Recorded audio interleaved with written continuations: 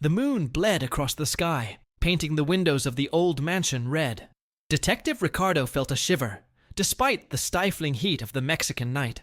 A scream echoed, sharp as glass, from inside the cursed house. It was Sophia, the witch with green eyes and enigmatic smiles. But what had made her so desperate? A dark shadow moved behind the curtains, and Ricardo knew, with a chilling certainty, that something terrible was about to happen. Was Sophia in danger? And worse, would he be able to save her in time? The night was so dark it seemed to have swallowed all the stars. Only the moon, red as spilled blood, faintly illuminated the old mansion, which seemed to breathe deeply, letting out menacing whispers on the wind.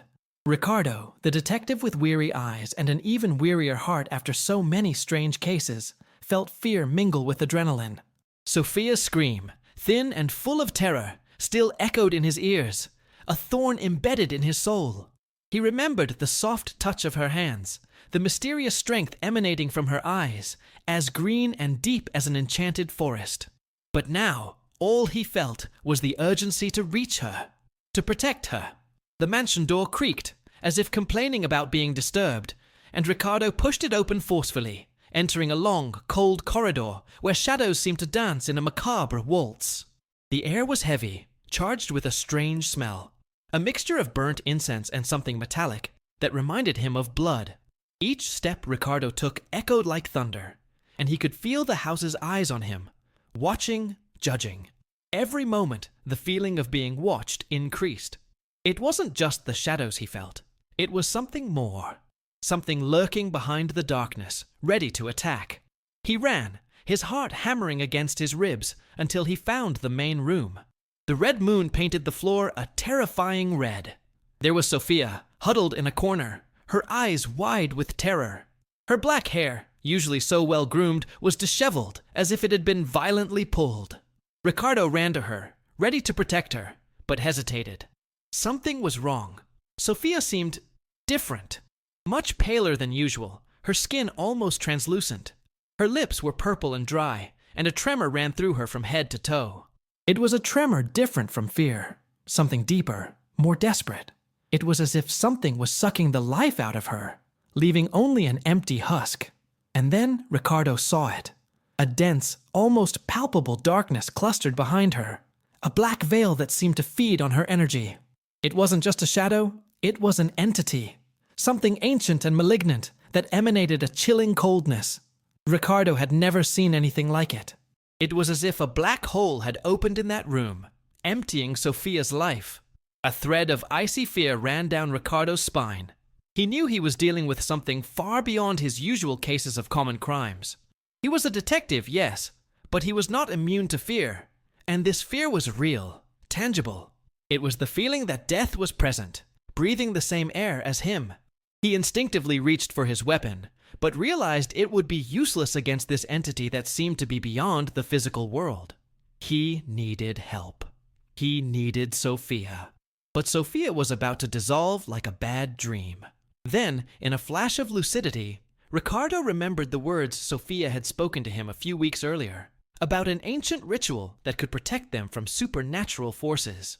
A powerful ritual that would demand supernatural energy, equivalent to that of the dark force attacking Sophia. Something that would need outside help. Help that could lie in the rebellious and indomitable spirit of Sophia's grandmother, Ilara, the only one who would have the knowledge and strength necessary to challenge the malignant presence. Ilara, the powerful witch who had mysteriously disappeared years ago. It was a risk, a dangerous game, but it was their only chance. Ricardo knew he needed to find her, even if it meant risking everything, even if it meant traversing an even darker path, a path that seemed to be lost between two worlds. The fight to save Sophia, and perhaps himself, was only beginning. Time was running out. The menacing darkness was taking over Sophia every second, sucking her life, her dreams, her very essence. Ricardo needed to act fast and find a way to bring Ilara back. The fate of Sophia, and perhaps his own fate, depended on it. The darkness behind Sophia pulsed, like a malignant heart beating strongly. Her skin became increasingly translucent, her lips more purple, her eyes losing their vibrant green glow, becoming opaque, as if they were shattered glass. Ricardo felt a tightness in his chest, a knot of anguish that suffocated him. He had known her for a short time, but Sophia's strength and independence had already won him over. Seeing that strength fade was like watching the slow death of a star. He remembered Sophia's words about her past, about her grandmother, Ilara, a powerful witch who had mysteriously disappeared. A thread of hope, as faint as a flame about to be extinguished, ignited in his heart. Ilara was the key, the only one who could stop this dark force, this thing that was sucking the life out of Sophia. But how to find her? Where was Ilara? Ricardo had no clues, only the feeling that finding her was his only chance to save Sophia. Desperate, Ricardo searched the room, looking for something, anything that could help him. He found an old chest covered in dust and cobwebs. The smell of old incense and forgotten herbs emanated from it. With trembling hands, he opened it. Inside, he found an old diary, the pages yellowed with age. It was Ilara's diary.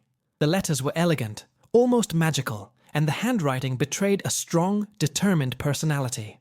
Ricardo began to read, the words gliding like ghosts under his flashlight. The diary spoke of ancient rituals, of family secrets, of a battle against forces of darkness as old as the world itself. As he read, Ricardo discovered a map hidden in a loose page. A map that wasn't a common map, made to show a physical place. It was an energy map, a complex drawing showing invisible flows, portals to other worlds. Ricardo felt a shiver run down his spine. It was as if the map throbbed in his hands, as if it were alive. One of the points on the map shone brighter than the others, pulsing like a dark heart. That's where Ilara was. That's where he needed to go, facing even greater dangers, to seek the help that would save Sophia. But there was a problem. The luminous point on the map was in an inaccessible place, a place that was beyond our world. A fissure in reality, a door that could only be opened at a specific moment, a magical moment, during the total lunar eclipse. Ricardo despaired. The eclipse was in a few hours, and he needed to find a way to get there in time. Time seemed to stretch. Each second was an eternity. The image of Sophia, almost lifeless in his hands, propelled him. With the map in his hands, Ricardo needed to find a way to navigate between these worlds, a place that was between reality and the unknown. He needed to find someone who understood the ancient rituals, someone who knew how to open that portal, someone who could help him reach Ilara before it was too late. The weight of responsibility crushed him. It was a race against time, a struggle against the forces of darkness, and, even more, a struggle against uncertainty itself. Ricardo knew he wasn't alone in this. He had Sophia, even if she was on the verge of death. And he had the hope of finding Ilara, the force capable of balancing the forces at play, capable of bringing them back from the abyss. The challenge was immense, and the journey dangerous. But Ricardo, the skeptical detective who never believed in magic, was about to encounter the supernatural, ready to face it, even if it meant risking everything for the woman who, unexpectedly, had become the driving force of his life. The moon bled in the sky, a red and menacing disk hovering over the old mansion. Ricardo felt cold sweat running down his temples, while the image of Sophia, pale as a ghost, haunted him. The darkness that enveloped her pulsed, a malignant being sucking her life, drop by drop, like a hungry vampire. Each breath Sophia took became weaker, shallower, as if an invisible wind were extinguishing her vital flame. Fear, cold and sharp as shards of glass, invaded Ricardo's heart. He was a detective, used to dealing with the worst of humanity. But this was different. It was a supernatural force, something beyond his comprehension, something that made him feel small and defenseless in the face of an immensity of malignant power. His weapon, his faithful companion in so many investigations, was useless against this oppressive darkness. He remembered Sophia's words, whispered in moments of intimacy, about her grandmother, Ilara, a powerful witch who had disappeared years ago. A spark of hope, faint as a candle flame in the wind, ignited in his chest. Ilara was the key, the only one capable of combating this dark entity. But how to find her? How to cross the fog that separated the world of the living from the world of spirits? The answer came in an old chest, covered in dust and cobwebs. Inside it, a diary scribbled with elegant and mysterious handwriting. It was Alara's diary, full of secrets, ancient rituals, and the key to what seemed to be a millennial enigma. Ricardo devoured every word, every description, every symbol drawn on the yellowed pages. And then he found the map. Not a map of physical places, but a map of energies, a labyrinth of intertwined lines pointing to a single bright point. It was the portal, the fissure between worlds. It was where Alara was. It was his only chance to save Sophia. But time was scarce. The total lunar eclipse, the only moment when the portal would open, was approaching. Ricardo felt the weight of the world on his shoulders. Every second that passed was a step closer to Sophia's death. It was a race against time, a desperate struggle against the darkness that threatened to swallow her forever. With the map in hand, Ricardo felt the weight of responsibility crushing him. He was a detective, yes, but he had never encountered anything so surreal, so transcendent. He had never believed in magic, in witches, in portals to other worlds. But now, in the face of Sophia's imminent death, he had to believe. He had to fight. He had to win.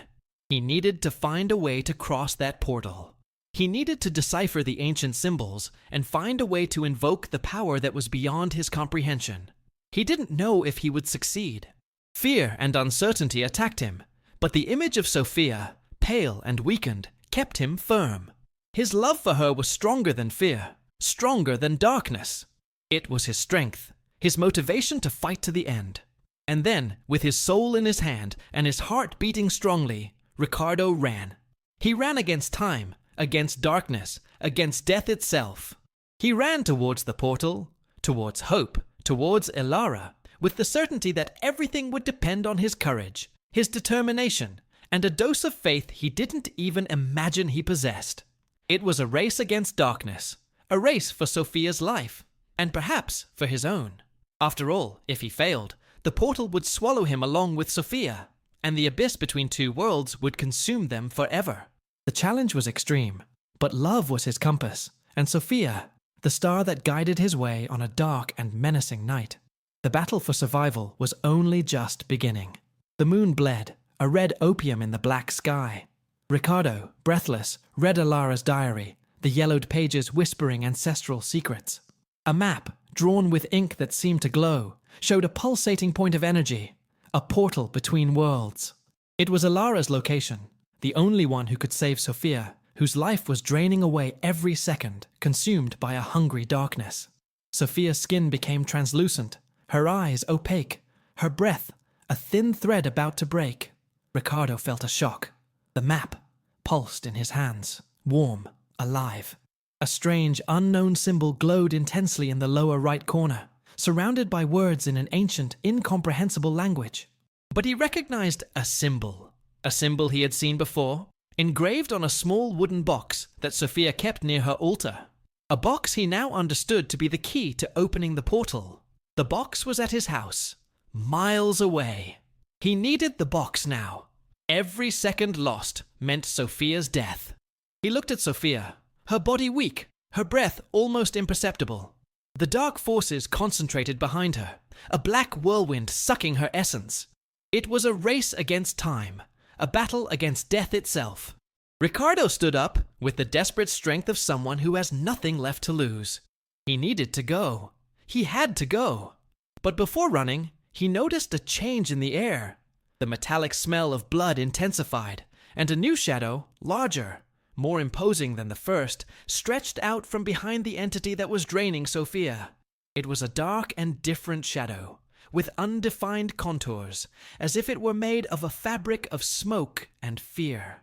It was something even older, something even more powerful, something that froze him in place, leaving him paralyzed, face to face with unspeakable terror. A cold laugh cut through the silence of the room. A raspy and terrifying laugh that echoed in the corridors of the mansion. A voice, distorted and deep, resonated in Ricardo's mind. "She is mine now. And you soon will be too." The last image of Sophia disappearing into the whirlwind of darkness, the icy feeling of fear, and the sinister laughter echoing in his ears were the last vestiges of that night. Ricardo, alone in the dark mansion, knew his struggle was far from over. He needed the box, the ritual Elara. But now, besides saving Sophia, he needed to save himself. And he felt he was fighting against something much bigger, much older and more powerful than he could ever imagine. He had to find a way to face this new threat, but how to fight a force that seemed to control time and fear itself? The answer, he knew, was hidden in the dark depths of that other world, in a place between two worlds. And only Elara held the key. But first of all, he needed to survive. The fight was only beginning.